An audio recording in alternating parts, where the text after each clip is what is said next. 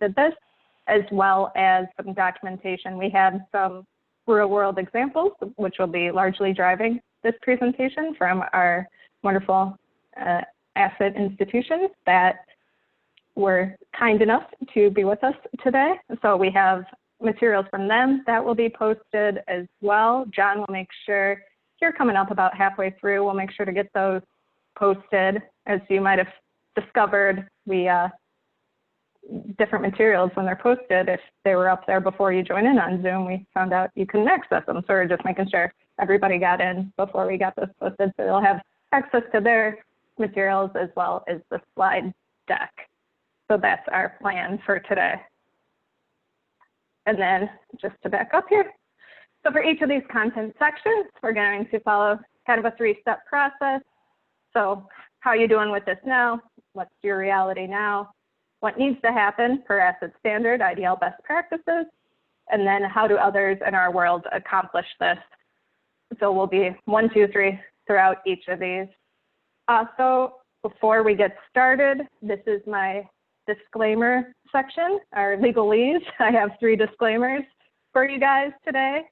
First and foremost, it's no, we're going to admissions, but first and foremost, every single standard that we cover today, the intent isn't to be all-inclusive of everything that might be on the application. This presentation was really driven by the content, these 4 overarching areas, and we've said how our standards support those. The idea isn't to walk through question by question throughout the whole application, because as I think Donna already mentioned, we'll be covering that in our May 1st webinar, where John will largely walk us through that process, make sure everyone is comfortable with those submission details and expectations around that application. So just know this isn't the end-all be-all on these 4 subject matters. Also know that in regards to the streamline application that is coming to you very shortly, it is being finalized as we speak. Know that even though that is reduced at this point, not every single question is in there from the 3-point IDL. It's the document that we'll be referencing throughout all these specific field criteria, so you know what you need for IDL. Know that even though when you submit the application, you won't be on the hook for every single question, because we did streamline it and make it so you can fill it out quicker, because we know everyone's on a short time frame here. But do know that moving forward, those will be expected to be completed on as far as the ACER and BASER, and as well as knowing that when we do the on-site visits, that you will be on the hook for those questions as well. So just because something is omitted from the streamlined application, please make sure you're also familiar with the entirety of 3-point IDL, because some things didn't make the cut for streamline, but they will be there on the full end. And then my last disclaimer is that we are not saying that we are giving the gold stamp of approval to every single person's procedures that is presenting today. These are really great techniques and tools that they found have been beneficial and effective in their scenarios. So we're not trying to say it's their way or the highway in any stretch of the imagination. We're just trying to give you as many relevant tools as possible so you can kind of start to put together or hopefully finalize the pieces of your puzzle for your IDL application moving forward. So we hope really, as someone who's been in a lot of professional development and helped design a fair amount as well, we hope to give you some practical tools that you can use moving forward next day sort of implementation. And that was really our intent with this session. You'll see I'll be mostly throwing it to our different panelists so they can give you their examples and really kind of a dialogue around that, because they all have years of experience in this field, and we are itching to hear all the wonderful things that they've prepared for you. So that is that. Any questions before we get jumping on in? I see folks are ready. We're clarifying everything around the application. Thank you, John, as the mastermind on clarification on that.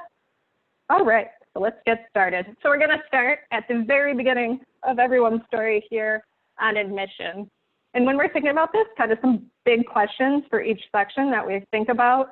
will also be presented here. So for admissions, we're going to think about really what changes when you bring new students into the IDL environment. What worries do you have, and what worries should you have? I just kind of right now, think about that. Go ahead and shoot us some replies into the text. So what are you worried about right now, thinking about admissions? What have you seen already? What do you anticipate seeing? What do you wish you knew right now that you don't know yet? Kind of shoot us some of those concerns.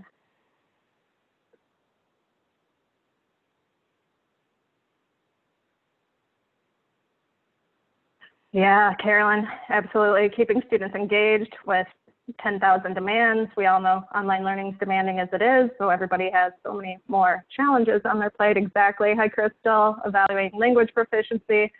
Joan, yep, Ron.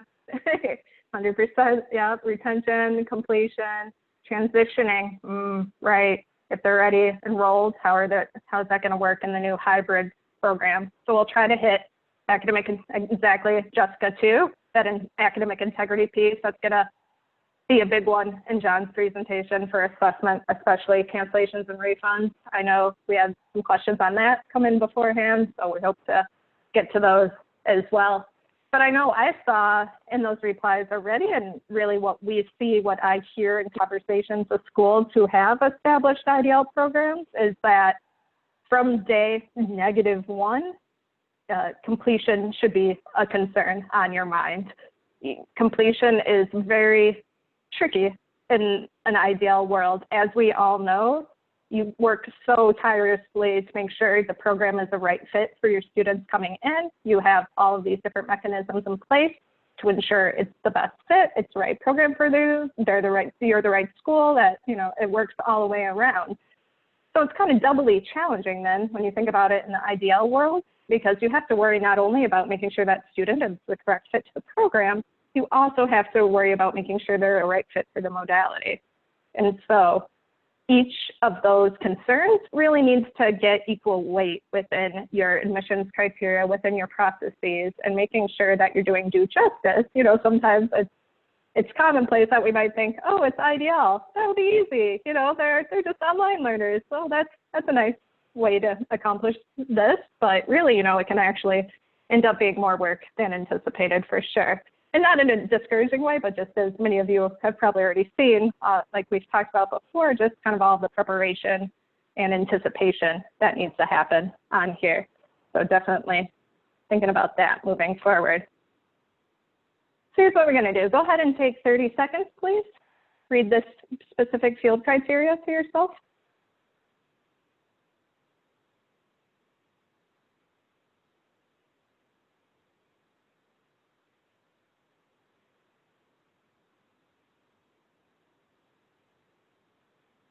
All right, so pretty straightforward here.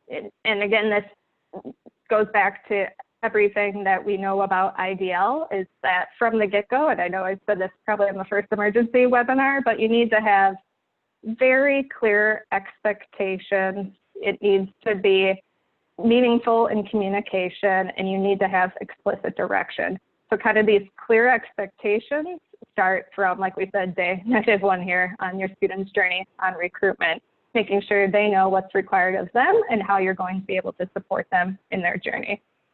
So I'm looking at the different qualifications here, prescriptively, what you need to make sure you're disclosing to your prospective students.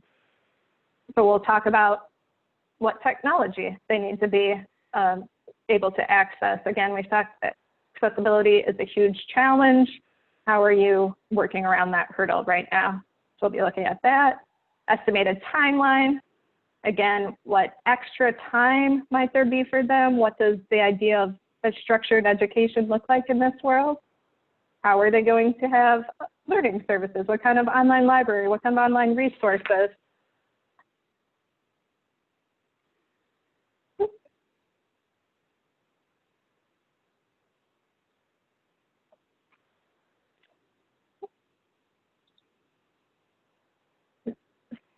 Do we have? My screen actually just went black, of course, and right in the middle here. So I cannot see anymore because my computer just shut down for a sec. So I'll be one moment, ACCET team, sorry. We're on the recruitment slide still. Any questions you want me to pose to anybody? Lots of questions are coming into the chat board.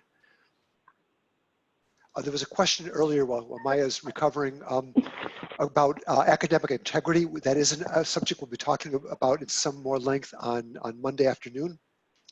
So look forward to that. And Tim's got a good question. I think maybe our panel can help address this question on evaluating technical competence.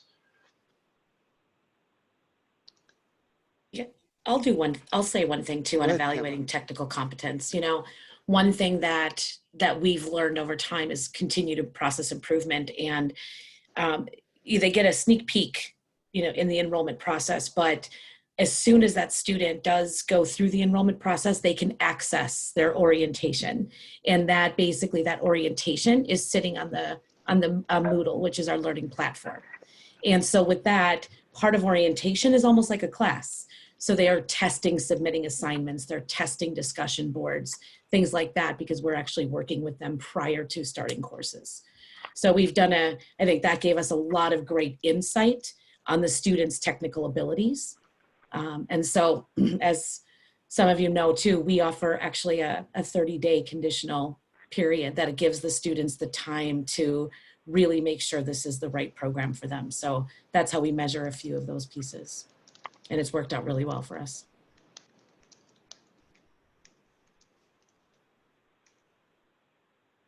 I can add a little bit to that as well.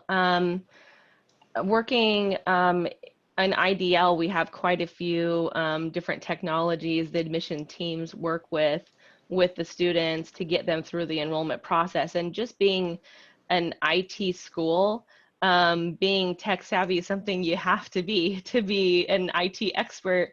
And what we've really found is that enrollment process, while we make it as smooth as we can for our students, there has to be a level of technical savviness, just made up a word, but you know, there has to be a level of that to just be able to get through that process. So students tend to weed themselves out when they don't want to put forth the effort to make it happen. So it's not necessarily that we weed them out, but they tend to weed themselves out, just not willing to put the time in.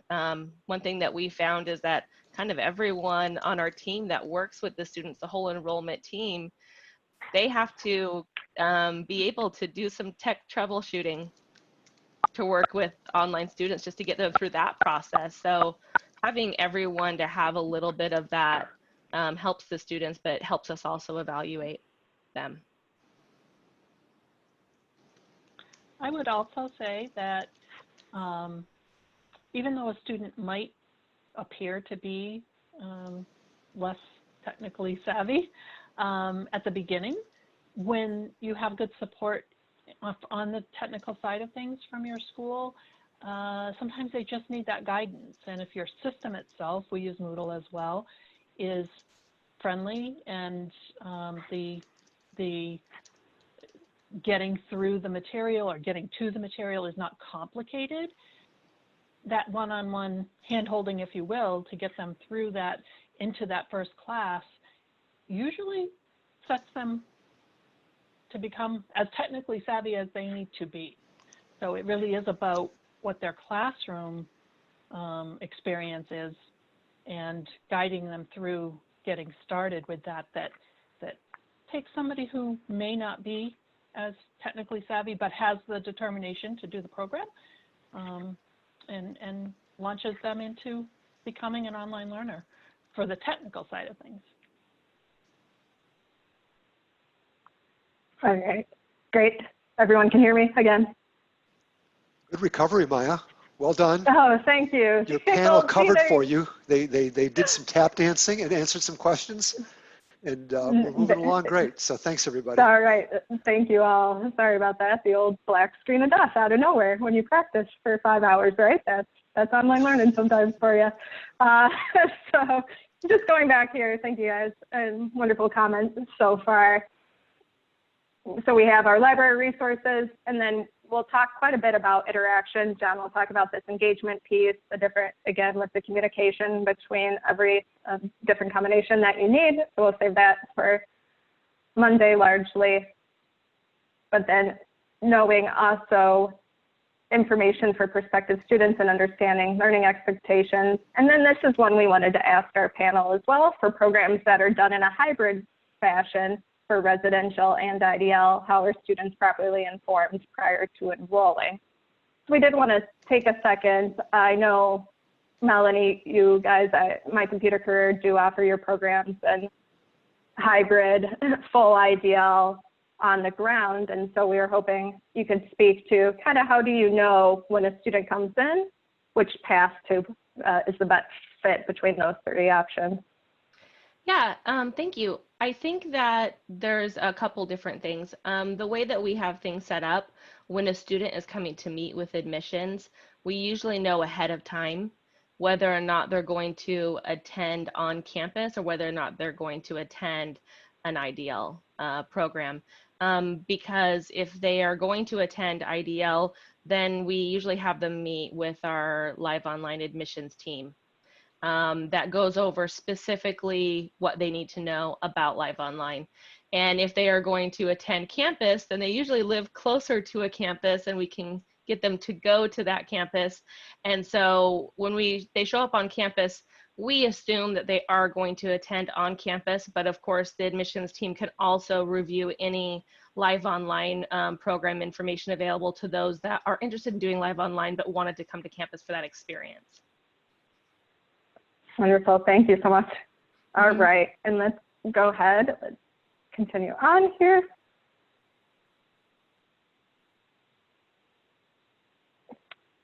All right, and then a couple more questions then, Pam, if you don't mind on this one. When we're thinking about how far of a net you cast and determining kind of what Melanie was just speaking to, how do you decide what your reach should be in a hybrid program or a fully online program? How do you make that determination? Yeah, so with our Boulder campus, we have fully IDL programs, and then we have fully residential. Now, during this time, you know, we've had to go through that transition of going, you know, fully online with our residential campuses, but preparing the students, you know, for temporary distance learning and kind of watching their coursework. So, you know, we haven't actually changed what, you know, with tossing the net and looking out there, right, for which students. We've, you know, if students are contacting us, working to learn more about the program, just being very clear about the fact that, you know, we have a fully IDL and we have a residential program. So we actually right now don't have a hybrid other than this temporary situation. And so what we're doing is, you know, really just working with those students on making sure that they understand, here's how it's going to work now, here's how it's going to work when you go back to the campus. So, but we haven't really changed kind of the casting of the net, you know, just kind of changing that transparency with the students and the temporary change if they're residential. Interesting. Kelly, Gita, anything you'd like to add on that one? And actually, before that, we had a quick question on defining what live online meant. Someone mentioned the live online teams they use. Yeah, so at My Computer Career, our full IDL students still have to attend live class with us. So we call it live online internally. So it's synchronous. The learning is synchronous. There is some asynchronous learning as part of it too. Okay, thank you. Thanks, Scott, we have the same thing. We have students that learn live 3 sessions per week, and then most of our work is asynchronous. Yep. Thank you all. Similar for online, but what we're doing for the residential students that are temporary distance learning is we're keeping them on the same course schedule. So doing live sessions on Moodle in that same course schedule. So those are completely live. And then Linda, I had a question for you guys on that topic. Are those classes simulcast then? The ones that are temporarily distance? I think she's just talking, just for the live sessions. It's asynchronous. Everybody meets at 8 p.m. on a Tuesday kind of situation, blended with the asynchronous uploading of assignments and such. Is that kind of the pattern? Yeah, for our distance, we archive the sessions as well, though. Okay. Simulcast is often used when you're having a live class and broadcasting it to a remote group at the same time. That poses some different technical challenges. I think that at this stage, I think that for most of us, that would be getting way ahead of where you are, both from pedagogy as well as technically. Those typically require very, very high-end studio equipment, as well as facilitators that know how to handle that. I would probably say that would require a separate ACCET approval if you plan to simulcast live to a local audience face-to-face, as well as to remote students at the same time. I would probably not go there at this point in time. All right. Good question though. Yep. Thank you, Jeff. All right, let's move on for the next. As far as continuing for admissions and enrollment, we're looking at admissions policies, procedures, and documents, including enrollment agreements and catalogs, fully and clearly represent the conditions and requirements related to IDL. So again, very transparent as far as what the expectations are on there. And we're looking at specifically here, and we'll have some really great examples coming up, what criteria are used to determine if the student's eligibility for admission to IDL courses or programs is different from those used for residential students, and where are they published. I guess if we could have the panel speak for a second about what kind of skill sets do you look for in prospective online students that you see? What have you seen with students that are quite successful? How do you filter for those or train around them? How do you really assess their readiness to participate? I can jump in on this one. So for admissions, for the recruitment, online students and hybrid students are unique, I think, in comparison to the on-ground students or the residential students. We look at, for all students, any possible obstacle that might exist relating to their academics. We obviously test the student. We look at the aptitude, educational background, placement potential. But for an online student, we want to be sure the student has the technology necessary and the student is willing and has the mindset to utilize the technology necessary in order to be a good, successful online student. And so our institution uses an online readiness survey, which I believe we provided to show.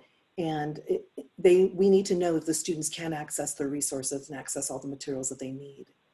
But our online students too have to be able to work independently. They have to understand and really embrace self-regulation. So the student is able to plan the schedule.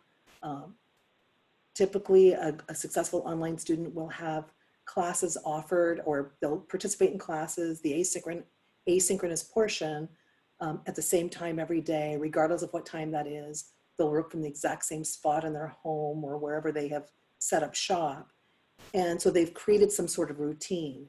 They get off that routine, we oftentimes see lack of participation, and then obviously they run into some problems in being able to be successful academically. So when students come to us, oftentimes they think, well, I want to do online because it's so much easier. I don't have to put in as much time. But the reality is the student puts in a significant amount of time, oftentimes more than they're putting in when they're a ground student, a residential student. They have to understand it's not easier, it's not less work, and they have to be able to regulate themselves, really take self-control and stay on top of those kinds of things. So what we do is we try to encourage those types of behaviors from day one, and make sure the student understands that it's important that there is a time commitment. Yes, you have convenience and freedom in terms of your schedule, but it is a significant time commitment, and you do need to create a schedule for yourself. Wonderful. And let's go ahead and we'll come back to this, but I do want to reference and put up what Gita was just speaking to here in the suggested criteria, like she was talking about. You can see right here the availability of time, access to computer and internet, access to a local library, and then this readiness survey. Gita, I did have a couple more questions on this readiness survey. Is there a certain threshold that you all look for? Is this a self-evaluation? Can you just kind of speak to how you analyze that and kind of where in your process that comes in during admissions and enrollment? Sure. So the admissions representative or designee will review the online readiness survey, and if it appears that the student may not have the appropriate technology or is concerned about being able to be self-disciplined or prioritize tasks, that's when the director of admissions or the campus president will get involved and ask the questions and clarify where the student is feeling that they may be lacking and not necessarily be ready for school. So in that case, we may recommend a ground program for the student, a residential program for the student. We might also recommend a hybrid. We offer the online, fully online, and then the hybrid program. Hybrid still requires a lot of self-regulation. However, we do see the students at least one time per week for 6 hours, and that is a good time for the instructor to sit with the student and help the students establish priorities and work with a schedule. And so it's a little bit more structured for that type of student that might be wondering which is a better opportunity for them. Wonderful. Thank you very much. Let's jump on back here and looking at just a quick note. I know many of you probably are already using e-signatures or electronic enrollment agreements already in your on-the-ground programming. Just make sure, we've seen issues with those being readily accessible for third-party review. So just as it would be on a face-to-face course, make sure that it's able to be seen. Make sure you can see the student's signature. We've had ones where individuals are just checking boxes, and then we can't tell whose enrollment agreement it is, for instance, all of these cases that we've seen. So also make sure during that registration process, if you are doing online agreements, we've seen issues with money exchange taking place where the payment was made before the enrollment agreement was signed. That is a no-go in ACCET world. You need to make sure all of those disclaimers, all those waivers, everything, all the attestations are completed before any exchange of money takes place on that. So make sure, just double check on all of your programs on any e-signatures, electronic enrollment. And then we'll speak to this a little bit more, but then admissions counseling, application registration processing, any entrance exams, financial counseling, kind of all of those requirements too. Make sure those are being afforded to your IDL students in the same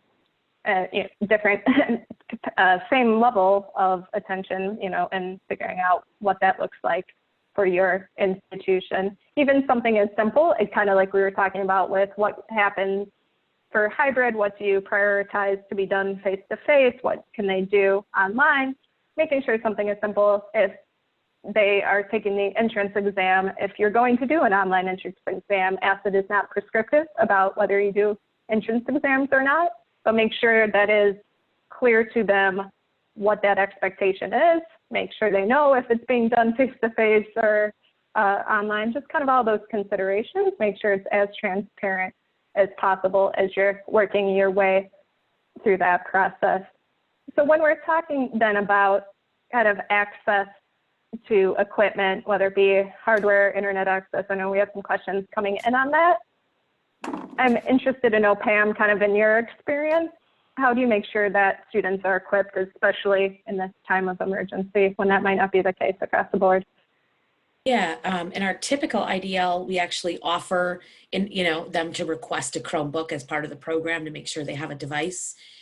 During this specific situation that we're going through, actually, we provided a Chromebook to every single one of our residential students so that they did have an available resource to be able to go distance. So they were definitely very appreciative to have that. So we tend to use the Chromebooks, but for our IDL program that is typically IDL at all times, we do offer a Chromebook during the process if they don't feel their device is sufficient.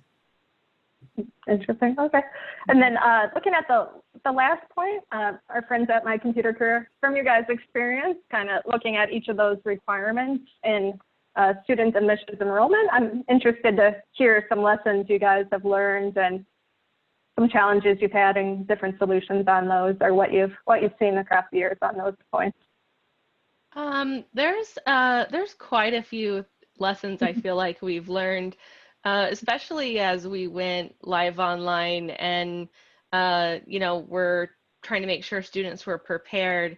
It took us a while to realize that, maybe not a while, but we realized early on, as soon as students started class and we started this on a regular basis, that we would have technical issues where students didn't have exactly what they needed to be prepared as far as fast enough internet speed, those kind of things. So just changing the fact that we do a speed test with their internet service before, in the process of enrollment, helped us be able to determine whether or not that student had the proper tools to be able to be successful in class. We don't want them in class and then, their internet coming out. So, I mean, just a little thing like an internet speed test makes a big difference. In our enrollment documentation, then we do have a specific document as well called a Live Online Student Disclosure that basically is really, really clear about what they need to be successful doing live online from home, that they need to make sure that they are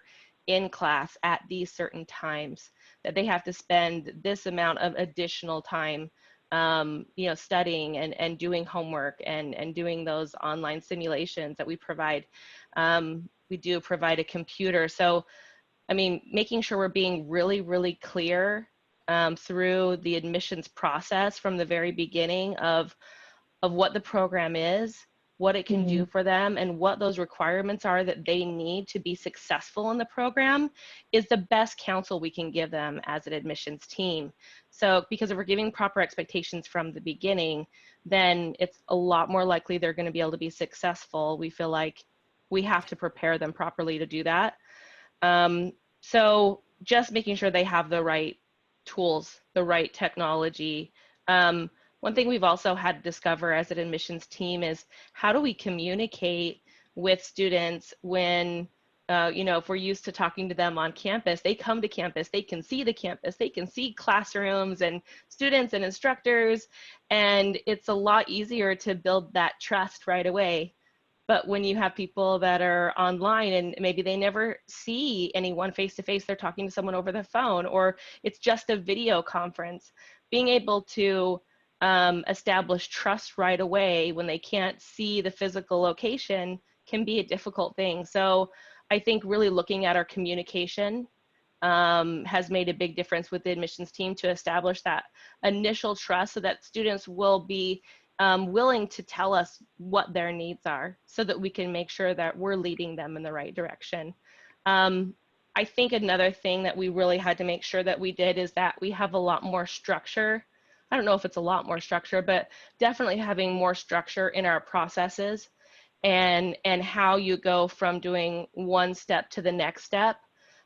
Because on campus, you can just kind of flow through with the student and make it seamless. But when you're online, then you have to have policies and procedures set up so that every student is handled the right way, and that they're getting all the things that they need. So the right kind of documentation, the database to use, making sure things are encrypted is also extremely important. Is there something that I'm missing that you wanted me to answer? No, that was a wonderful answer. Thank you, Melanie. No. Yeah, I really feel like probably the biggest thing for us is that we've learned is that there is no trick or simple way to go online.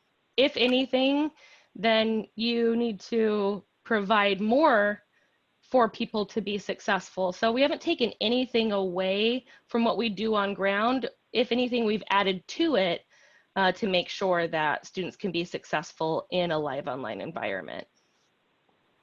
Right, exactly. I feel like that was a really critical point you made too, as far as, again, with your processes, just the amount of forethought that has to go through on that, just to make sure that is as explicit as possible, step by step by step. You'll see that in orientation as well with students, and same with your instructors. They really need that 1, 2, 3, 4, 5, here is how we are going to do this. This is how we are going to do this on this day. This is how we are going to do this the next day. Just making that as explicit as possible. You're never over-explaining something. If you think you're over-explaining, you're not, because it just takes so much forethought to ensure, because the last thing you want is somebody to get lost on trying to open a document, right? The last thing you want is a student to get lost in your orientation process.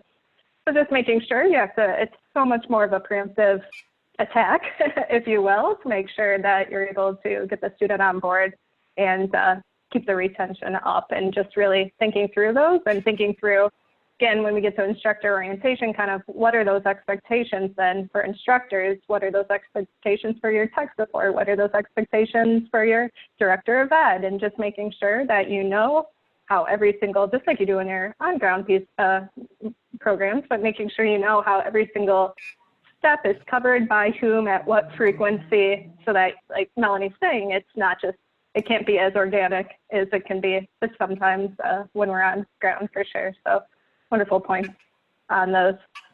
Any other panelists, any comments so far that we're missing? If I could add to what Melanie said, to her point about the presentations, it's really important to have the standardized presentations for admissions. We do that with all of our prospective students, both on ground and also online. And it's important because online, they can't see the classrooms, as Melanie had mentioned, but also they oftentimes, if you repeat the information that you're providing in terms of support services, then you're able to, let me turn my video on, sorry about that. If you're able to repeat those to the students, then they understand and they remember. So when they get to the orientation, they remember the services that are provided. When they get to the first day of school, they know who to reach out to. So you're repeating those types of services that you're providing. Also, from an admissions perspective, if you have maybe multiple admissions representatives or multiple locations, it's important to standardize the admissions process so that you know that every student is hearing the exact same thing. Wonderful. And then I'm interested too, Gita, when you're doing your onboarding with students, do they get an initial tour of the platform in the way that they would a tour of the school then? They don't, but they do get a tour of the types of, they get a little bit of information about what each person does. They get kind of a who's who. Interesting. Okay, good enough. Thank you. All right, I think everyone is covered so far, panelists? Everyone's good? All right. And then we'll jump in, kind of, we've already started touching upon student onboarding and what this new student orientation looks like in our online world. Again, go ahead and take 20 seconds.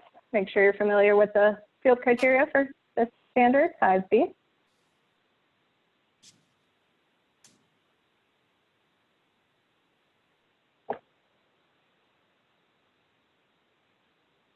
All right, and looking here specifically at what this means, what you need to be concerned about, what you're asking yourselves now in planning, as far as what equipment will students need to access the courses, programs, is any equipment or software provided, we've spoken on this a little, by the institution, how are students informed of technical requirements. Just from experience on this one, something as minor as making sure your instructors think through how they're posting a PDF. Making sure your instructors are thinking through how the PowerPoint, if it has audio on it, do your students have the capability to use PowerPoint with audio? Again, some of these very specific details are what need to be thought through so that we don't lose a student, because then you have a frustrated student who's panicking because they can't access their presentation.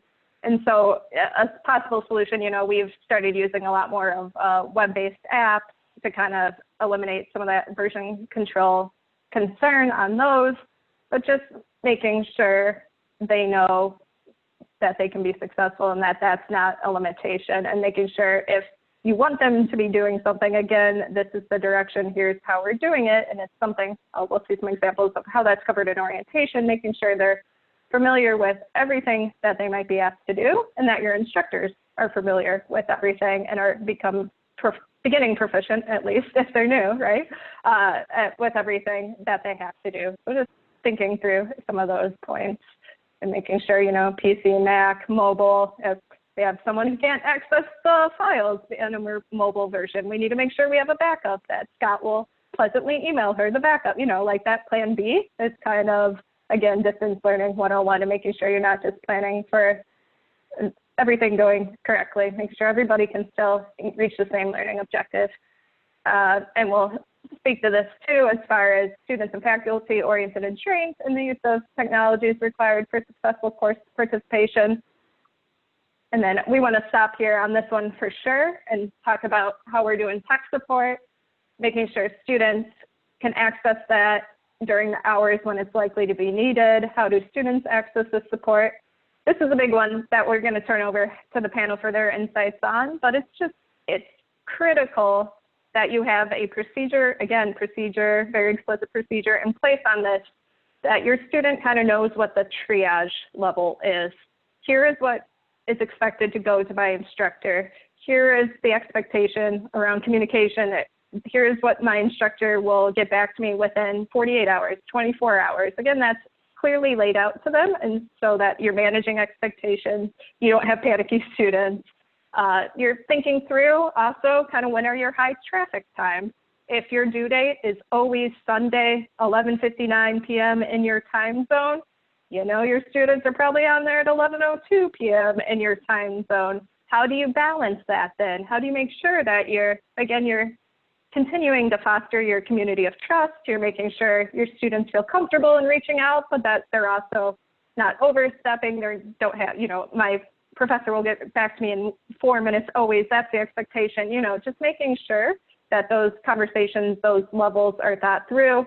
If you're using an LMS, if you have the dedicated tech support that's on there, if they know, okay, this is that type of problem, here's where I go, here's who gets me an answer. Oh, this is this kind of question. I can ask my teacher that. I should expect an answer in 2 days. I should have thought through earlier, you know, what kind of that balance is.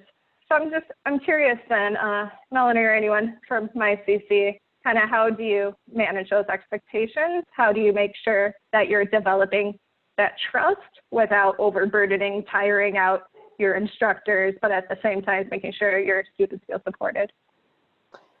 Yeah, I'd be happy to speak to that.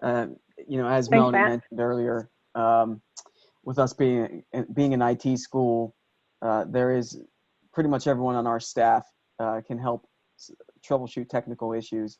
And I think at the beginning of classes is where we really kind of set the table for the student to understand where they can go for support. So we actually use a third party who provides certain technical support. But then our learning module that we use, our learning platform for the students, is Canvas, which also has 24/7 support for assignments. And we're able to work with Canvas so that things that the student may ask them, if it's something that we should be helping them with, maybe it's an admissions question or a financial aid question that they ask Canvas, they'll actually direct them back to us. So we love Canvas. It's been great for us, but also having that support available to students at all times that they help us with has been great too. Fantastic, great. How about Pam? How about you all? How's that go? Yeah, again, we use Moodle similar to Gita and Kelly as well. So, I think Moodle, not only in our orientation section, but in our general learning environment, we have a help center that talks about, there's some great discussion boards. There's a help me link text and, that it goes to the student support center. So I think what's great, same thing, we're very mindful of that. One of the help resources on our learning platform, Moodle, also even as a time zone map. So just making sure that, they have those abilities to know who they're reaching out to, when, and really just gives them all of those opportunities, both in orientation and at any time with the full help center section on the platform. Wonderful. Okay. And then if we're looking through, again, we're just talking about processes for orienting instructors and students to new software and systems when they're adopted. So this is a big one to think through, is you consider your move from a temporary solution that was making it do kind of band-aiding, where everybody was thrown into this, you scrambled to make it work. And so that's been going hopefully progressively better for everyone across the past 6 weeks.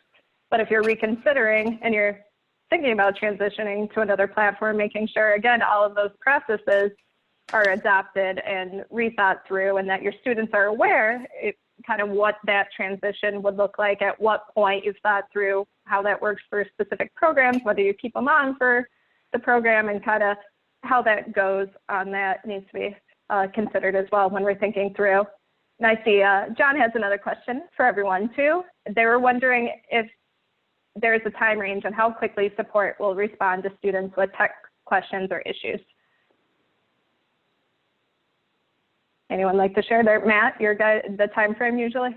Yeah, so I guess it depends on if it's an equipment issue or if it's a software like in Canvas. So we have a service level agreement with Canvas that I think it's within 1 minute that they'll answer the phone and begin to, troubleshoot the whatever issue the student has.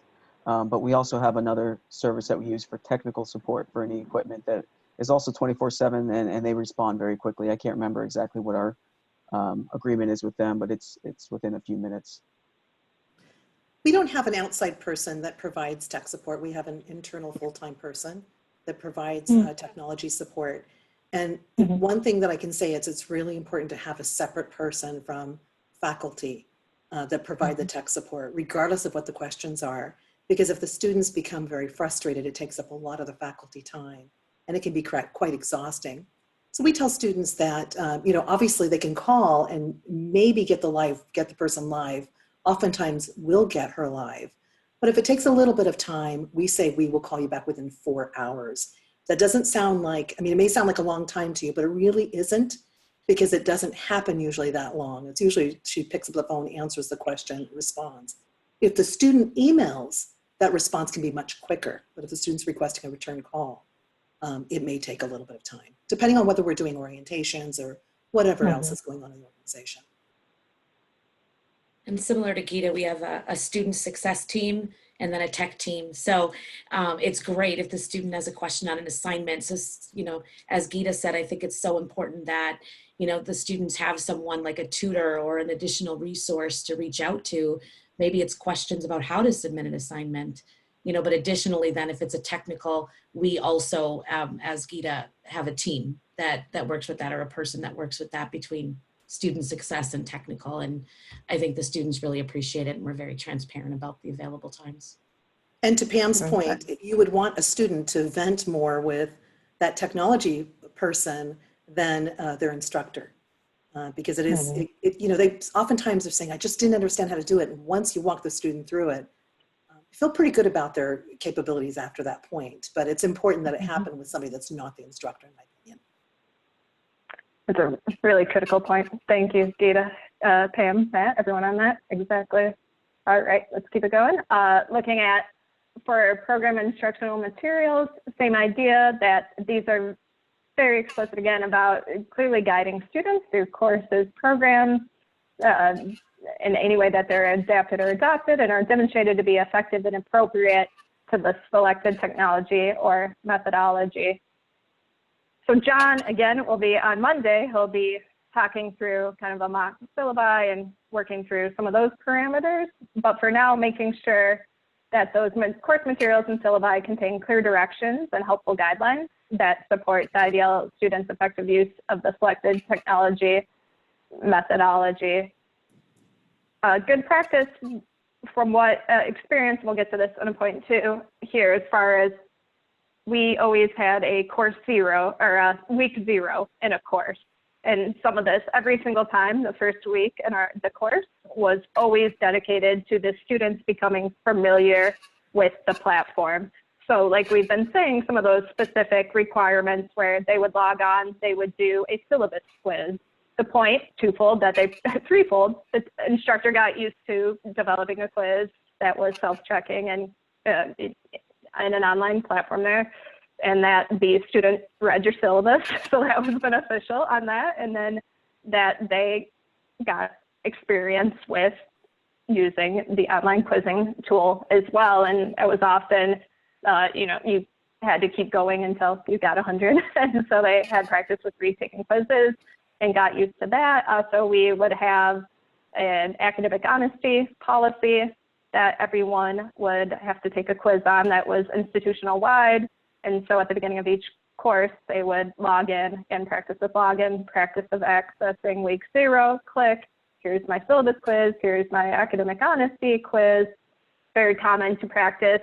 John will talk about discussion posts, what they would always do, we would do. Again, we weren't traveling in cohorts as much. It was more of a wheel method. And so we had individuals coming and going in courses. So this was kind of every single course this would happen, but every single course you would be doing a discussion post. You would get used to, here's how I post a graphic in a discussion post, or here is where the instructor modeled what a wonderful discussion post looked like. And you knew what the criteria were from day one, and you got used to the system before any content was taught. That always came around in the next time. And I know there's different ways of doing this, but that was something, kind of knowing how to do the drill every single time so that you're used to, here is where I go for, again, just very clear, here is where I could access this type of document, here is what I do to access this that I'll need for my course, and making sure those are clear for your students on that. And that really, again, starts to foster that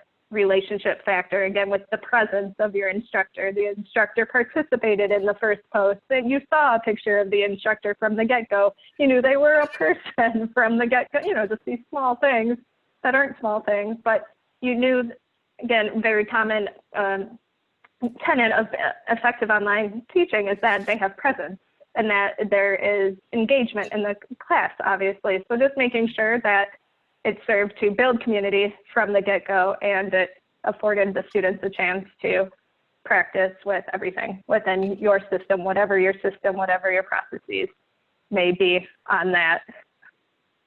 So then, looking to that then, when we talk about orientation and kind of some of these expectations, Gita, you want to lead us off here, kind of how you go about what that balance is, what you do in orientation, or what versus what they do in the beginning of every single class? So the orientation is probably the most important thing that happens that will lead to a satisfied student, will lead to a completer. So if the student understands the expectations in the orientation, we do our orientations prior to class start. Student has access to the orientation when they enroll. And so if that orientation is completed successfully, the student has a really good understanding of how to load assignments, what the objectives are, how to communicate, what constitutes engagement and attendance, what are the attendance requirements, how do you post to a discussion forum, how do you submit a written assignment, and how do you take a quiz. So there's some practice of those topics within the Moodle system that we've created.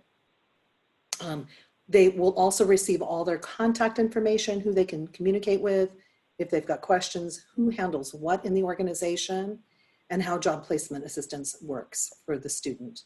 And so this, if it's comprehensive, or if the student participates in them, and they all have to participate before they start, we find that a student goes from a point where they're just a little concerned, can I do this?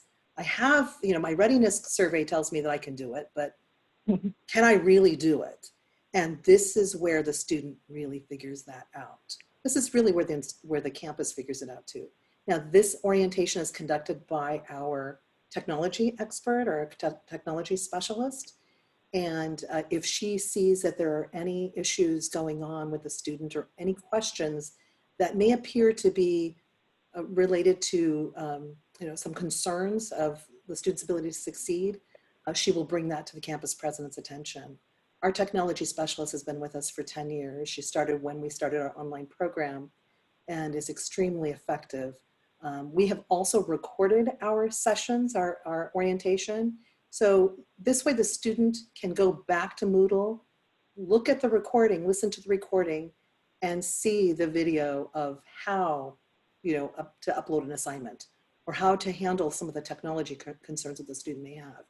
So the orientation, if I could say the one thing that's most important And we updated and have really put a lot into this orientation over the past couple of years. This is it. This is where I would suggest to schools to put their time. And then for your hybrid programs, Geeta, are kind of what's the balance as far as this orientation? Which of these topics do they cover face-to-face and which ones are online here? They cover all of the topics face-to-face because the first day of school is at the ground campus on residential.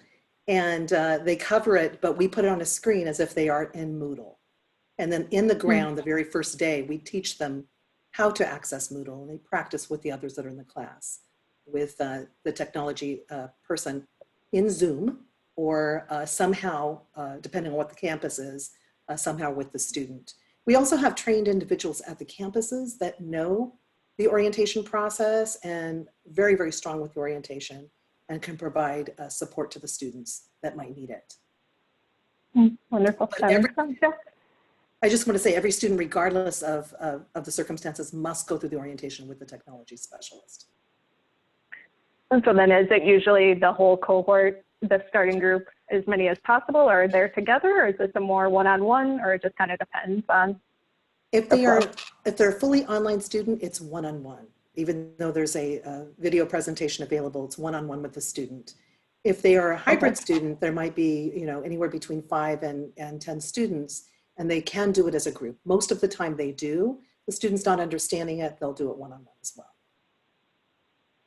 Interesting. Yeah, and so we had a question come out. This is a wonderful question. We haven't talked about advisory boards and how that works and the different offerings. So they're curious to any of our panelists that have hybrid programs, if you do one advisory board meeting for the residential program and a separate for the hybrid, or how do you work that?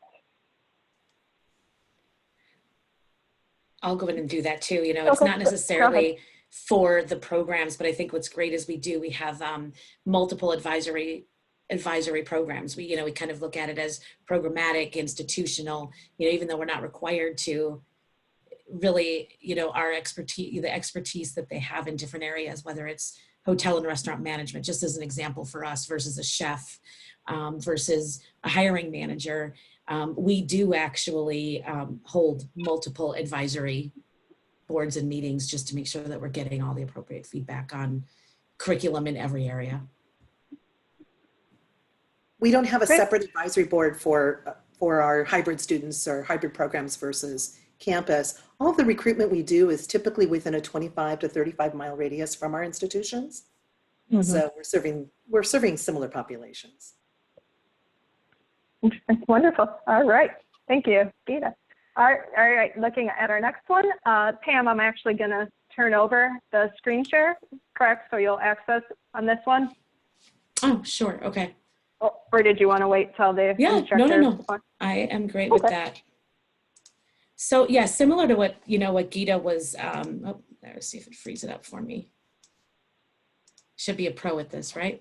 So, similar to what Geeta mentioned again is it's really almost one-on-one when we're in the orientation. And so one thing that I think has really helped, and we've obviously improved things over time and looked at really what's important to the student. And so as you can see now, I'm not an instructor, by the way, so bear with me as I go through this, but one of the things that the students are going through is we do take the orientation. We really treat it as a course. And so the students are testing each piece of it. So they're going through here, orientation live sessions. We give them dress codes. We go through and talk about the course materials, some welcomes to Escoffier. We have videos from our chefs. The other things that we do is actually go through and require them to go into discussion boards. And so each of these, again, I have a different access, by the way, but we go through and actually treat it exactly like a course. So one thing that I love is we also require them to submit a discussion board, submit an assignment, upload materials. But then what we do is it's actually graded in a sense. It's not fully graded, but similar to what Geeta mentioned is it's very interactive. So when I was testing it, I was graded and got a hard time because I didn't do a profile picture, but they take it that seriously. They're really testing the students' abilities to understand the technological needs. really what skill sets are they going to need to do that. So, I love in here, that we treat it like a course and they have to go through and complete all of the tasks. So it really helps the student. And again, this is all happening before they actually start classes. And these are for fully online programs, correct? Correct, yeah. And right Right. now, obviously, for our residential programs that are temporary IDL, we've given them access to that as well to make sure that they're getting really the full experience. And so I think some of the residential students have been impressed and thankful that we had that platform, but it works out really well for them to really still feel engaged and keep a course schedule. Wonderful. And as far as orientations, have you, anyone on the panel open on this one, has anyone found kind of an ideal ratio that works well for you? What do you like to cap it at? I know people spoke to 1-on-1 when they're fully online, but how about otherwise? What do you see is effective? If I could just say that the one-on-one sessions are so wonderful for the students because they will speak up. They don't know something, and you have an ideal technology specialist that does it and asks the right questions. If the student does not understand something, they'll feel comfortable speaking up. When you've got it in a group, you oftentimes lose those students. And as I mentioned earlier, the orientation is the most important piece of retention and outcomes. The student is engaged in orientation. The student will be more likely to be able to make it through the first class and so on and progress through the program. So I like the one-on-one orientations. I like the fact that we videotape them as well for students who want to see them again. But so far, so good with the hybrid. We are still doing them with 5 to 10 students, and it seems to be okay. But if I had a preference, I would like to do one-on-one with every student. Yeah, I think that really, like John's saying here as far as orientation too, that's just really, again, setting the tone from the get-go that you're invested in them, you're invested in their learning, that you have time, they're not just lost in this online universe with no help and no support out there. And it's always really, really wonderful to see everything that everybody does to make sure that those students are accounted for and are part of your educational fold the same way as everyone who's on ground. So wonderful points to that. Thank you. And just one sec, we'll get back here to the screen. All right, and speaking of which, now we're headed to student services, making sure on here, again, it's all about making sure we're supporting our students in this online environment. So we're looking at that appropriate services are available for students both on and off the institution's physical campus. So in thinking through here and how we provide those services in the same capacity when we're looking at academic advising, tutoring, career skills, job placement. So I'd like to open it up from my computer career. What do you guys feel like you do really well in this area? And what kind of other services are we missing on this list that you think should be added?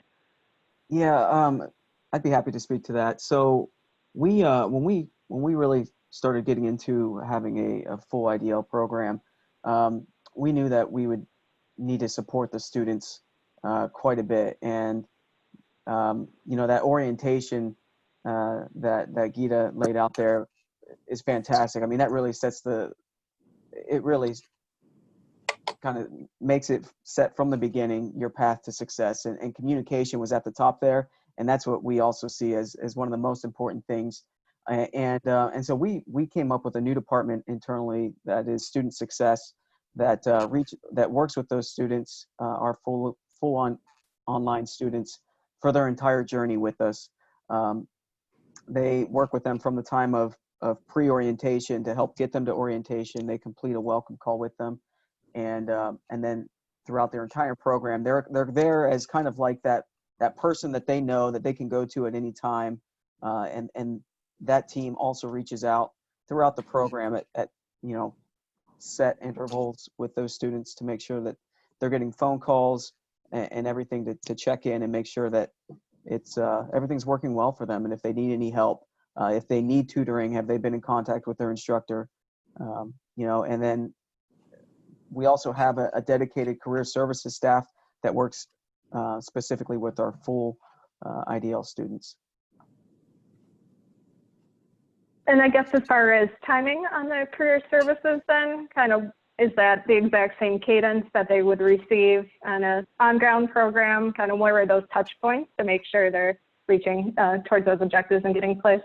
Yeah, it is for us. And so we start with workshops from the beginning of the program to prepare them for job searching, for getting into LinkedIn, preparing their resume, and then throughout the program we start working with them in job placement also.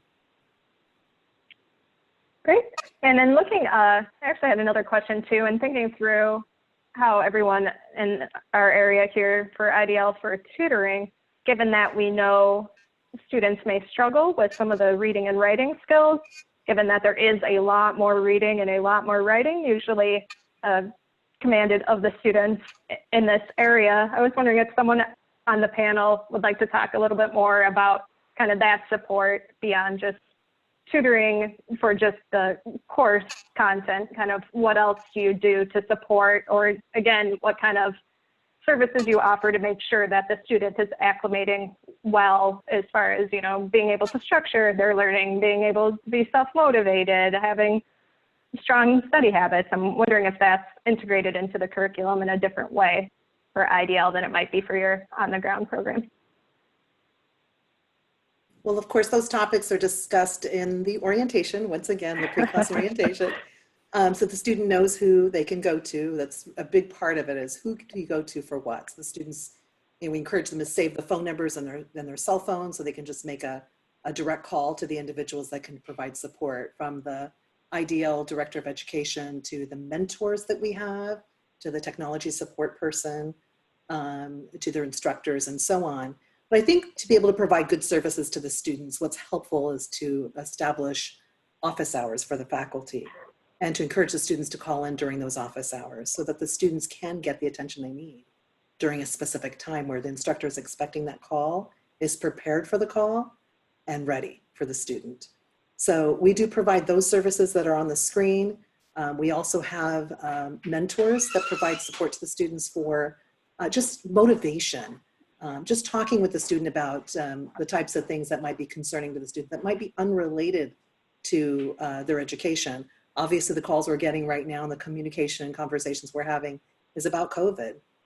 We did a session with all of our students, we grouped them in different groups from day and evening and so on, the original groups, and we did some COVID training and what kinds of things can you do to cope during this time. And that was really helpful. We put that on Zoom and had live discussions with an MFT. So those are the kinds of services we can provide through our mentorship and through our campus presence that makes suggestions. And I think also the way for us to provide good services to our students is to be able to communicate among our own staff and faculty on the needs. And oftentimes a faculty member may mention something that he believes or she believes is lacking. And we take that information and then we, provide it to all if that seems appropriate. And I'm interested then, Gita, on the mentorship program and then also to office hours. For your office hours, what do you see as a sufficient amount of time? Are we talking 2 hours twice a week? Kind of what's the expectation for your instructors? We do 2-hour blocks, and I'm going to refer to Kelly on that one, because every faculty member can establish their own office hours, but on average they're 2 hours, 2 days a week or 3 days a week, Kelly? Typically, the ground faculty who have transitioned to working with the students during this COVID period, every day they have a set office hours of usually 2 hours.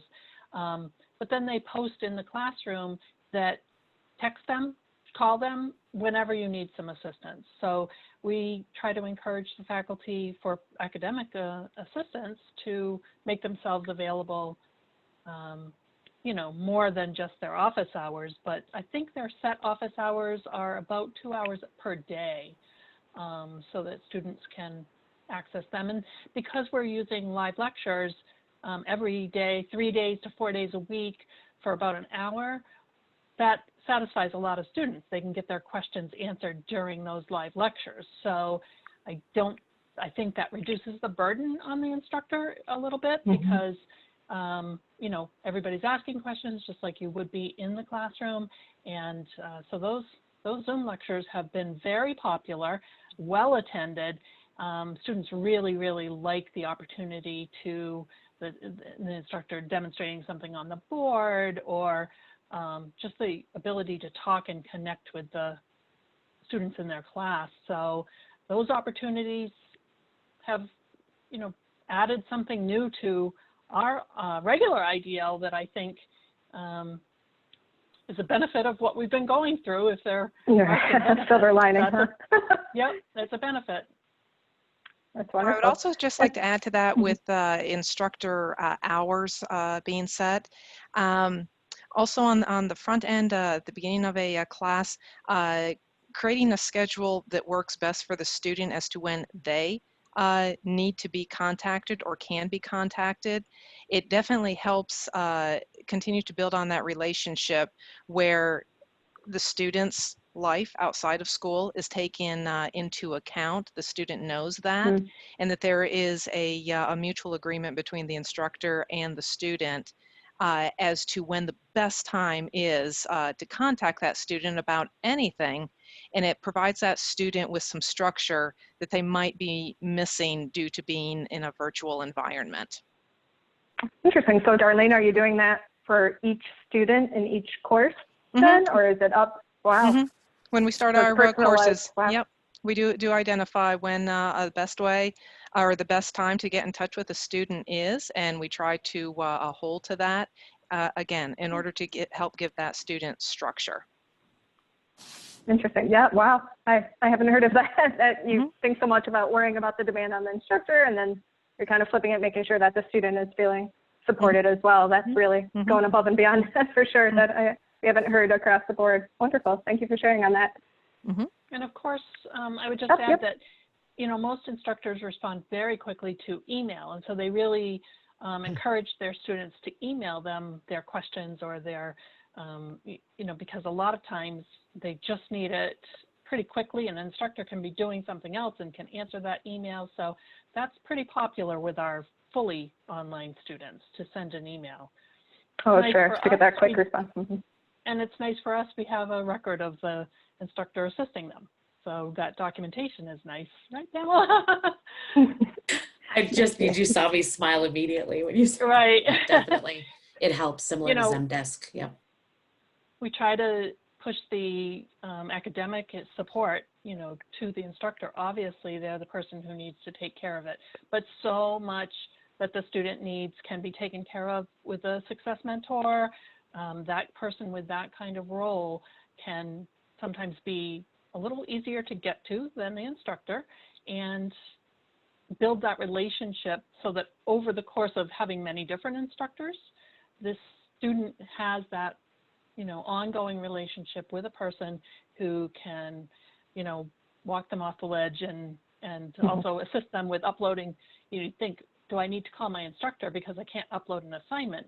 No, this student mentor should have, and I believe, and it works really well with our campuses, that there should be several people at any location that the campus that have enough tech savvy to be able to help a student upload an assignment, understand that they need to get online and get working, understand how to look for participation markers in the electronic classroom. Can't fall on any one particular person, whether that be an instructor or the student mentor. So sometimes the student mentor's time is spent showing a student how to use their ebook to its most benefit. A lot of students would think it's just read a book. And so the more we give them insight into their tools, sometimes you can't do that all, even if you introduce it in orientation. It takes a little bit of time for people to absorb what, what they can at any time. So, but ebooks, if that's what people are using, have some tremendous tools and can read to them while they're in the car and all kinds of things. So several people on the staff, I think, need to have that same level so that everybody is able to help a student who needs that help so that they don't get discouraged. That's wonderful. Yeah, it really, like you're saying, it's really support from every angle on every issue, kind of cross-training, making sure it's the instructor, the tech, the mentor, everybody is able to serve the student. It really, really is key. Again, maybe more work than would be sometimes on a face-to-face. So just lots of opportunities for support there. That's really great to hear. And then on the second point, really want to spend, I know we're coming up almost to our time. We won't be offended if you have to fall off because it's almost 5/2/3/4, but just really probably spend about 15 more minutes here and wrapping up. So feel free to go if you have to. Love for you to stay. Either way, we understand.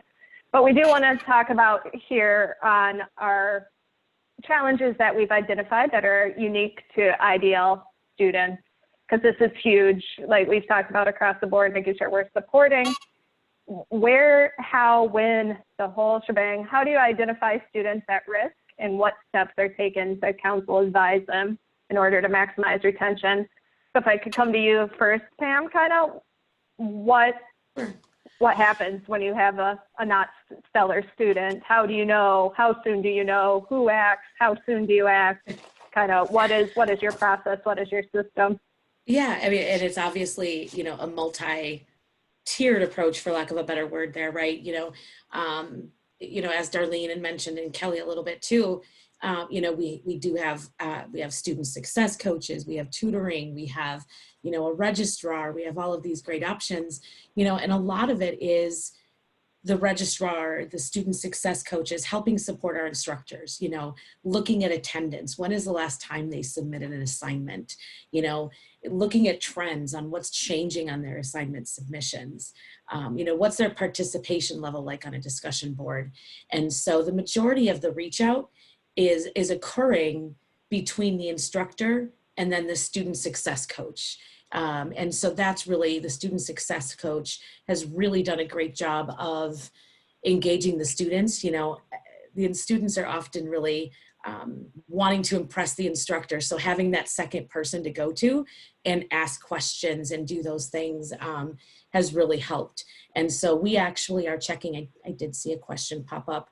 We're looking at things like LDA daily and looking at assignment submissions and trends and things like that at least weekly. And so, that's really what we're doing. And then we have the student success coaches that really do a great job of helping the instructor to reach out to the student. They, as Darlene mentioned, we do everything we can to use their preferred method, whether it's email or text or what hours of the day are best. And so it's a daily and weekly piece, but we always have someone supporting the instructor as well inside the classroom to look for those trends and help out the instructor and student. And then as far as when you have a brand new enrollment for that initial week, how long do you wait? When do you act when you see someone hasn't logged, either, they've logged in and haven't done anything, or you haven't even seen them logged in yet, kind of what? Yeah, we don't wait long. What's the time frame there?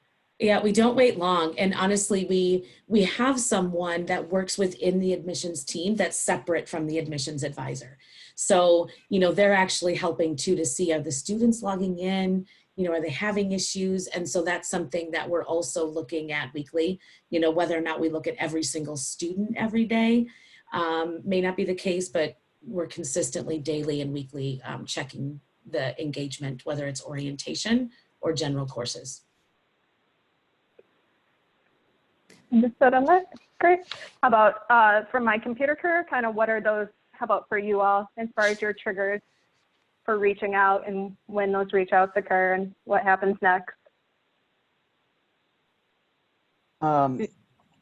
Yeah, I mean, really for us, it's, again, it starts during orientation, looking for signs of concern, and through the beginning of their journey with us. And after they start with us, it's really no different from if they were on campus. If they miss a class, if they are not turning in assignments, we're on it right away, and we're reaching out and talking to them and seeing what we can do to help them. Wonderful. I would Thank say you. also setting that that standard from the very beginning. Admissions holds them accountable from the very beginning for the documentation and things that they need to accomplish to get through the enrollment process. So they have homework right after our first meeting where they have due dates and times of things that they need to do with financial aid and documentation they need to get back to admissions. So we're holding them accountable to assignments from the very beginning, which helps us see whether or not that potential student will be a good student. That seems like a really effective way to make sure from the get-go that they're on board. That's a great point. Thank you. And then as far as for Geeta or Kelly, kind of who handles, in your case, who handles that reach out? And how do you structure that reach out? There's a number of things we do. I think the best part of how we hold, what we do for students to identify students at risk is holding a weekly accountability meeting. We've been holding those for many, many years. But our WAM meetings are very effective. It's an all-in with everybody that that may touch that student in some way, whether it's academic advising, tutoring, instructing, student services, financial aid, whatever it might be. Everybody's on board, and we go through student by student and talk about each student and what the circumstances are and the struggles the student might be having. So financial aid might be missing a document, but also the instructor is saying, I wasn't really pleased with the last post or the last assignment turned in, and I think there's something going on. The mentor may say, yes, there is something going on, and I just want to let you know the student is going through a really hard time right now, and assures us that she's going to post and she's going to be able to participate and whatever it might be. So I think the all-in meeting really helps us, because you can pick up the phone, call the student, and then hang up, and then you've got another person saying, oh, the student told me this, and I'm going through the same, or the student's going through the same struggle, similar struggle as another student. So you can talk about it openly in an environment where obviously it's confidential, but you know exactly what's going on student by student. So we take the time, it takes a long time, 2 hours at least, go through student by student, and we identify those in advance that might be at risk, and talk about who's going to help those students. So they're on a hot list, for lack of a better word, and they're assigned to an individual person that now has all the history of that one person and what the needs are of that student to be able to support the student. Mm-hmm. Emily had a really good question kind of on the same vein here. I know, Geeta, you just said most of your students are within a 40 to 50 mile radius largely, so this might not be for you exactly, but as far as support for students with kind of these larger obstacles, she's asking about, part-time job concerns, homelessness concerns. She's especially curious about when you have a student that's not in the same area, how you can afford them the same support if you're not familiar with their geographical location. Well, what I find, and Kelly, you might be able to contribute a little bit more in this area, but what I find, or we found, is that students, whether they're a mile away or they're 50 miles away, we're providing similar services. A student a mile away that's taking an online class is not coming into the school often, even when the student can come in, oftentimes is not visiting the campus. So we treat all students as if they are, they are not available to come into the institution. We've been providing support services such as career services to students who are in Central California, and we don't have any locations in Central California. Last year we had a significant number of students from Central California through referrals, and so we provide those services to everybody. And what we do is we try to work on resources for that student. Oftentimes the Director of Career Services will partner with the Director of Student Success to provide that type of support. Kelly holds weekly career services calls, so sometimes she's able to give some additional feedback to those employees as to how we could provide additional support services to the student. And it really does take all of us to brainstorm to figure out the best situation, because each situation may very much be unique. Not all students are the same, and their needs are not the same. Thank you very much. It's really no different.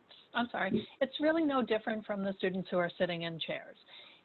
It's about building a relationship with as many people as possible on that campus, even if you're not physically with the people on your campus. We consider our IDL students, certainly who never step foot in a campus, very rarely, to be their own community. And they have dedicated staff who are unique to their IDL division. And it is that relationship that you build in different ways with different tools, but it's no different really from your ground students. If you can build that relationship, be there for them, and help them be successful, and they know, and they try, you build up that trust, and they know that your goal is to help them graduate and find a new job, then you know you're going to be able to do it even if they're not you know, sitting in a chair in front of the instructor. Sometimes those students never go and take advantage of the other people in that school. Sometimes they go to class and they depend on the instructor exclusively. So in some ways, when you have you know, a team of mentors and support services, the students might reach out to more people. Very true.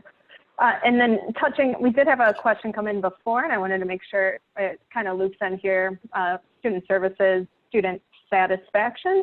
But we had one of our members was curious kind of how everyone is dealing with students that aren't overly happy right now about the transition, much like everyone. That was unexpected, you know, that I didn't sign up for this kind of conversation, you know, largely in the minority from what we're hearing at many institutions, but we at ACCET don't have any further guidance beyond you are to follow your regular cancellation and refund policy. That is the lay of the land. That's all the guidance we're giving on that. So we're not prescribing any different accommodations be made for those dissatisfied students. I guess just anyone on the panel that would like to speak to kind of how you're dealing with those unhappy campers right now and how you're keeping morale up across the board then. It's a big challenge, certainly. I think there's some students who just don't want to do it and are requesting or we're offering leave of absences. That's not a lot of students, but there are some there. And to ask the student to, you know, to participate when they're just not feeling comfortable is not necessarily the right thing for the student. So we have issued some leave of absences. I think the other part for the student is that I believe that the guidance that was given last week by ACCET, just the explanation of how we could offer the lab portion of our training for students, gave us some discussion points and some guidance for the students. And so next week we'll start making those suggestions to students of the options that are available to them. And we will see what the students decide.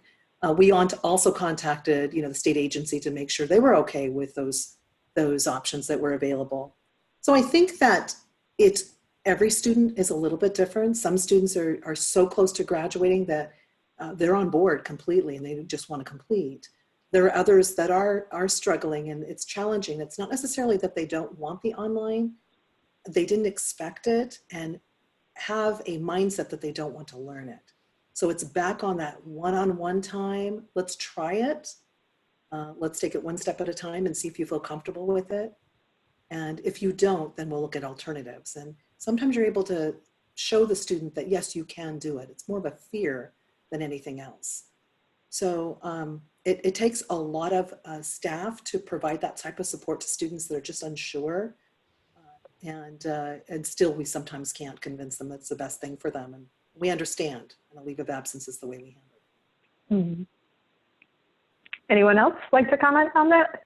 Yeah, we're doing How it's something. going with Yeah, we're doing something similar. And one thing that we added on was, especially as it related to the lab component classes, because that's really where the struggles are, is we have talked to the students about saying, you know, even though you will have completed it, you've gone through the requirements, that once we're able to open the classrooms back up, we are going to be offering free lab time to go through course objectives that maybe they feel I got it, but I didn't get it.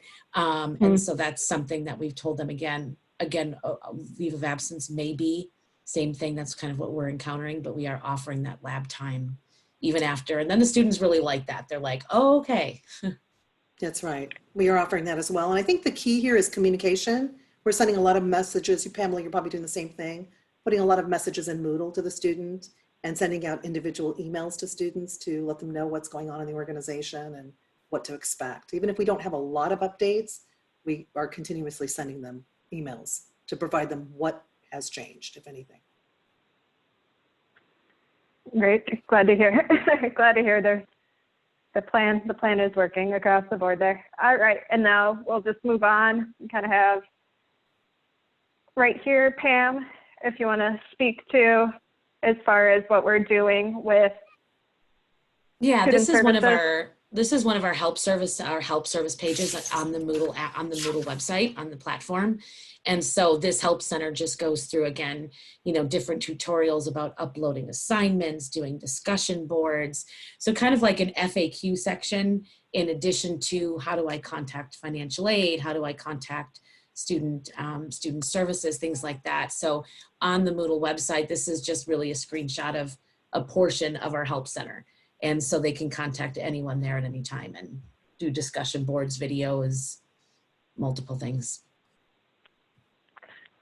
Great, yeah. Yes, this is not all inclusive. This was just kind of a snippet of it for sure. So a lot of good materials on there, a lot, again, more blown out in the documentation we provided. So thank you for that on there. And then Gita, looking at yours as well, can you tell us a little bit on this form? What is this process exactly for their engagement tracking? I see a lot of different checkpoints on here for the student. Sure. This is primarily for students who are, working. Obviously, all of our students are working inside Moodle right now, but some students are accessing they're turning in their assignments outside of Moodle, doing it through email, or they're participating in live simulations, but have not gone through the Moodle process. And this is primarily when we first moved our ground students, our residential students, to online.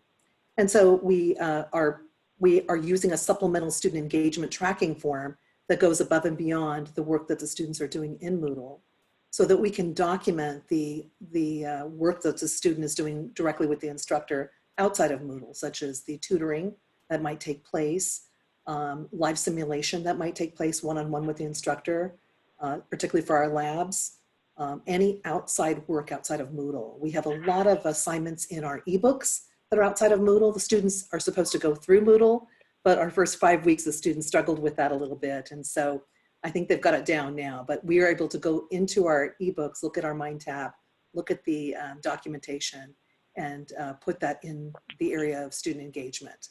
So the instructors are turning this in every week for each student that they have, and signing off on the additional engagement that the student is participating in.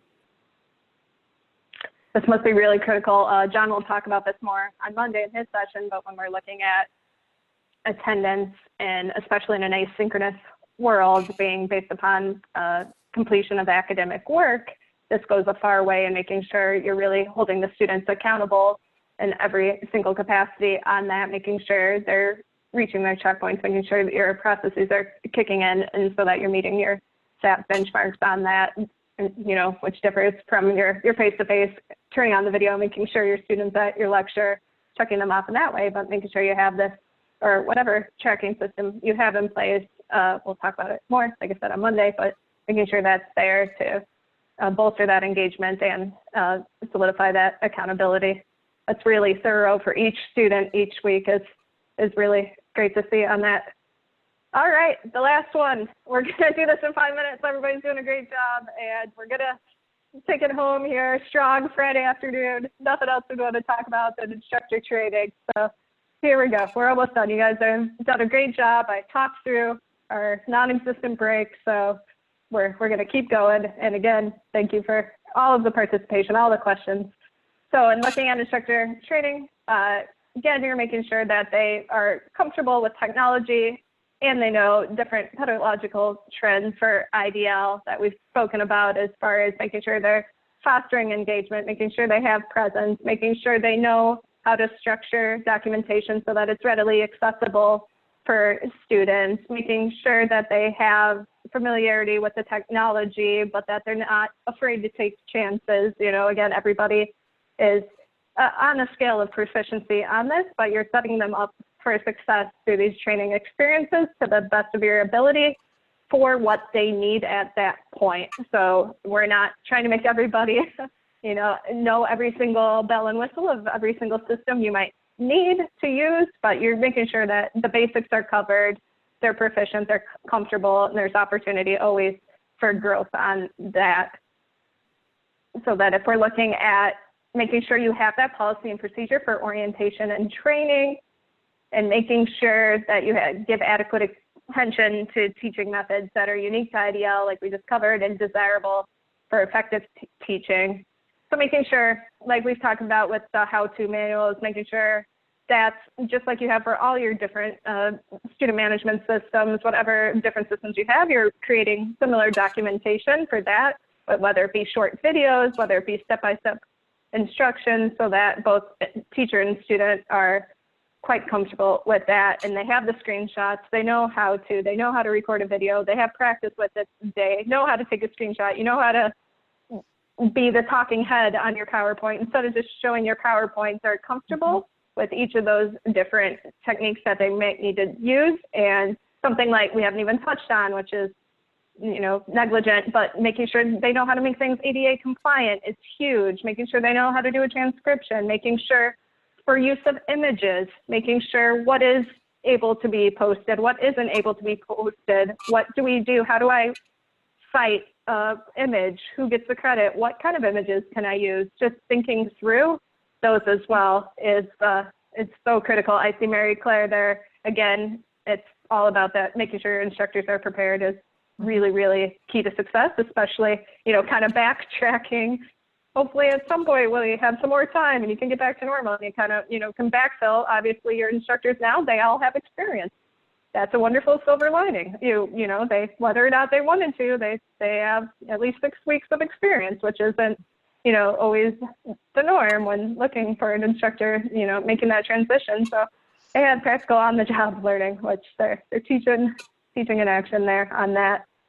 And so I'm looking as well here for supervision of instruction. I wanted to touch upon, this is another one where probably most often when I'm reviewing IDL applications, I see that this is one where somebody tries to just take what they do on ground and plop it straight into the online environment. And I would have no idea that the evaluation is being targeted for an online instructor. Like we're saying, kind of all of these tenets, these objectives of online teaching that you expect your instructor to meet are missing from the evaluation. So make sure, and we'll see an example in a second, make sure those are incorporated, make sure what does being prepared look like in an online environment is vastly different than what being prepared looks like on ground. What engagement is looks vastly different. Using technology to foster discussion is different in this environment. So make sure those are targeted in a way that makes sense for this world. And the same idea, making sure you have somebody, just like we do for any supervision of instruction, somebody who's competent and able to manage in that position, has experience, feels comfortable in doing such, and you have a policy and procedure for that observation. And then again, that you're taking those results and just like everything at ACCET, that it's being implemented for betterment in some capacity and that it's measured change in their instructional method that you can present for online or on-site review on those. So in looking here, Pam, did you want to speak briefly then on the kind of what you do here? Sure, I can. Do you want me to do the screen share? Because that was the, I'll sure, do it quick. Yep. Let me go ahead. Okay, I'll go fast. I know everybody's got my screen. So this is a website with the, whether it's the instructor evaluations, it is the online teaching preparation. This is a site that we have for our instructors that goes through kind of some of the key areas and for them to know quick resources, right? If they're not, you know, immediately with someone. And so what we have here is with the onboarding with that is, you know, the student engagement and understanding how discussion boards work, tips on, making your discussion board a little bit more engaging, how to use the live sessions. I'm gonna go through, I don't have to go through all of them, right? But some great faculty resources that talks about where do they find the information they need very quickly for our instructors. Managing students in crisis, tech support tickets. They also can submit course improvement tickets here. Some different great technology resources for the instructor to try and make things a little bit more engaging, as it's applicable. So this is a site that's dedicated strictly to the onboarding, strictly to the onboarding of the instructors as well. And just to add two things to that in terms of preparing new instructors as they go into their online world. One, spending time during that orientation of discussing how to turn the frustrations of teaching in a virtual classroom, depending upon technology that, as we know, glitches, has an issue here or there, how to be able to spin that as a learning opportunity for students, whether, in our IT world, how to make it a learning moment as if they were on the other end of that help desk ticket with whatever went glitched right then and there in their classroom, or from the customer service side of it, how would they handle it so that it does allow, it provides tools for the instructor to know how they're going to handle that frustration before it even gets going in the classroom.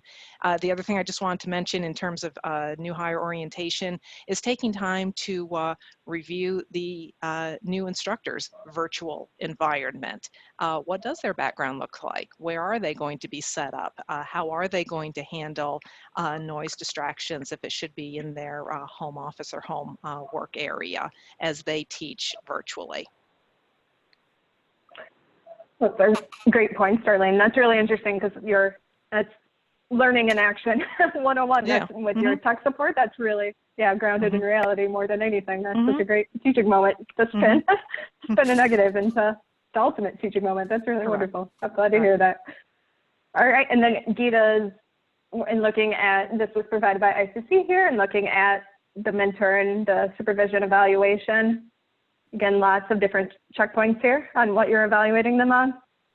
This is very similar to a checklist that you would want to have with your faculty, to make sure that the things that you require in your online classroom are contained in that classroom, and that when you as a supervisor go into the classroom and you monitor and observe or you shadow, that you're able to see that the instructor has done these things. There's another page below that talks about more of the administrative side of things. But we want our students to record their attendance. We want to be able to make sure the phone numbers are posted and so on. So you see all that class preparation at the beginning.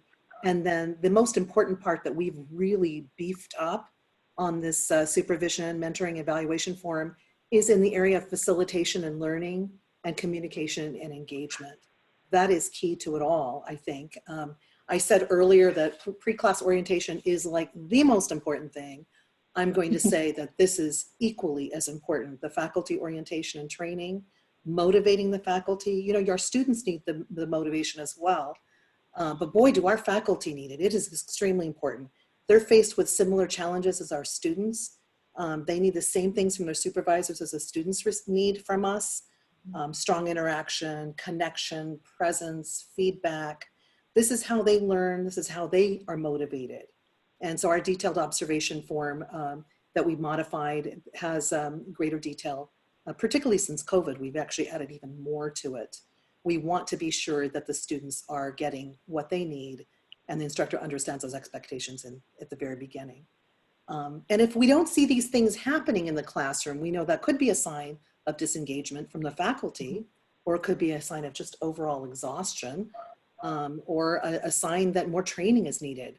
What Intercoast did when we took our students all from ground to online is we had 2 hours, believe it or not, morning and afternoon, 1 hour each time, 4 days a week for 5 weeks of faculty. And they basically decided for us after the first 2 weeks what they needed, what type of training they needed, where they were lacking.